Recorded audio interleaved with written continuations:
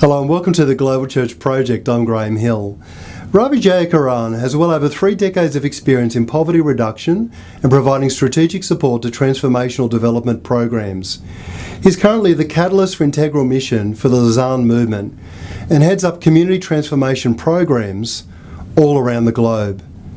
He travels the globe providing consultancy on issues of participatory development, poverty reduction, the impact of regional economic integration, HIV and AIDS prevention programs, trafficking prevention, and a whole range of other areas including corporate social responsibility. And he works with governments and NGOs all over the world to help them to respond to these issues. Ravi Jayakaran, welcome to the Global Church Project. Thank you. You say that transformation is permanent, progressive, God-intended change. Can you give us a couple of examples of this kind of transformation that you've seen? I came on that definition. It's an interesting story behind it.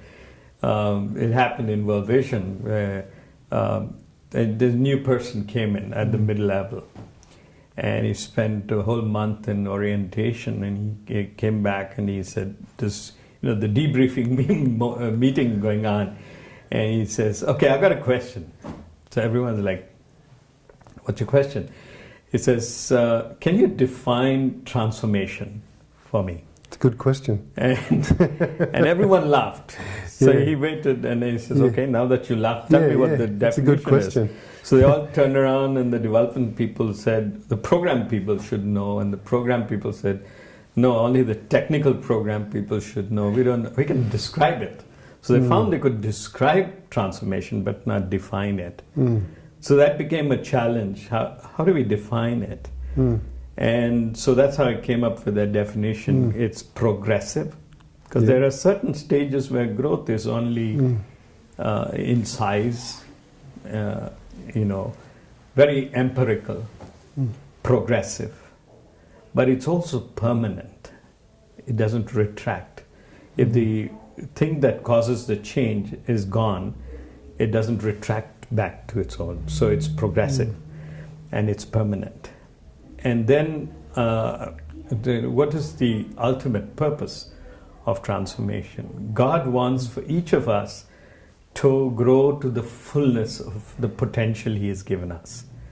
That's God intended. So I loved using that term, that definition, till I went to China. Now in China you can't have a definition with God in it. And at the same time, without compromising, how do I say something that's important so that it makes sense to them? So I came up with a variation of this, which was progressive, permanent development to full potential. And the Chinese love that. But that's exactly what it is. God wants us that we might grow to the fullness of the potential He has given us. So that's the definition. I think there'll be others using that definition in the future. I think it's a great definition that kind of gives a nice frame for preferred change. So I think about change that's being led in organisations, even in churches, for instance. People are often saying, look, we want to change, we want to be transformed, but there isn't a lot of clarity about what that actually looks like, whereas your definition brings some clarity, which I think is quite helpful. And I was studying the book of Acts and also looking at Paul's epistles. Paul's strategy was always to go into a place and look for a person of peace. And I would define a person of peace as one who has started responding or seeing what God is doing in his community. I might not be even conscious that God is doing this, but he's become sort of seen a vision, engaged. And as you look at that person whom God has engaged in this process and start building that person needs to grow and progressively, permanently to full potential. And that person then becomes the key person who becomes the change agent, along with those who that person, he or she influences then becomes the core group, that becomes the transforming group in that community. And it's tremendously powerful, one of the mistakes organizations make is they want everything to be traced back. I guess it's a donor requirement. Yeah. We did this. And I think if we keep saying we did it, it's a failure. Because there's a Chinese philosopher, Lao Xue, who said with the best leaders, when they have done their work, they built the community, worked with the community, developed them to full potential, and the community is on the move, the people will say, we did it ourselves. And that's the role of the catalysts, to be there and facilitate those changes without becoming a part of the equation. You're there, but you haven't, you don't, if we take you out at some stage, the process doesn't stop. So that's the important thing in development. Now you asked me earlier if I could think of some examples. I'm thinking of one from eastern Kenya. Joseph Kitsa was a village chief. He was first generation of younger chiefs. At that time, all the chiefs were in their 70s and the 80s. And the government decided, no, we must have younger chiefs. So this guy was 40 years old, the most educated, but he was from the same community.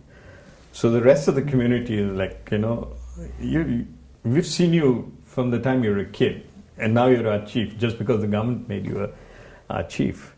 But he had a vision to see something happen in his community. So when we did the worldview analysis in his community, he was, on his table, because it was the only table in the community. So sitting on his table, because there's flip chart there, he's trying to pull it because just as we were trying to finish it. So I thought he wanted to use that for some other purpose. I said, Chief, what happened? You're in a hurry to do some other work? He says, no, finish this quickly, finish it quickly. So we finished this analysis. So I said, what are you going to do now? He takes it and he puts it on the wall behind him. And he says, now I have understood what my community needs. If anyone comes here and says, I want to help your community, I'll take them to this chart. I said, these are our needs. Can you help us? If your program is not related to this, please don't confuse us. There's a village, there's a road passing by our village, please take that road and go away. But I want only people who are going to help us in this journey. So I've seen that transformation in him, and he went through a whole lot of things that happened because he had to fight the local witch doctor who refused to allow him to continue, and it turned out to be his uncle who was the local witch doctor. So willing to stand up against that. And once he was liberated, it was like, I have seen a vision for what can happen in my village. His community was transformed. And finally, came to the place his boss decided this guy needs double promotion. He's so good, we need him to influence the whole region. And he says, I don't want to move out of my village. If you want to shift the office of that position to my village, I will do it because I want to continue to be able to do this. And so they actually moved that office from another town into his village so that he could do it. So here's a case of someone who's progressively grown, that is permanent, and risen to the full capacity of the potential God had given. Is there anything else you want to say to us today?